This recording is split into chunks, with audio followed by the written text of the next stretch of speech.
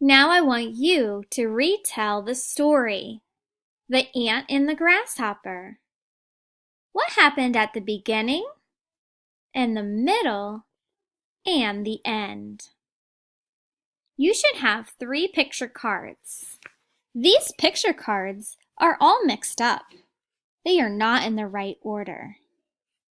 In the top picture, I see winter time has come, and the ants have their home full of food.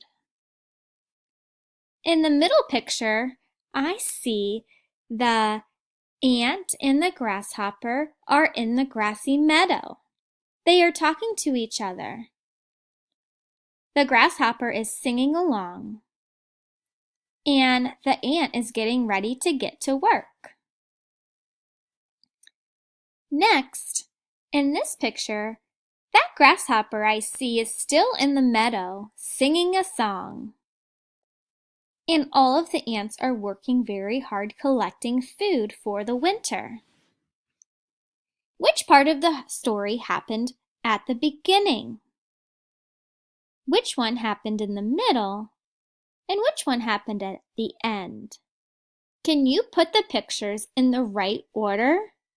And then make a video or send a picture to your teacher to show that you know how to retell the story.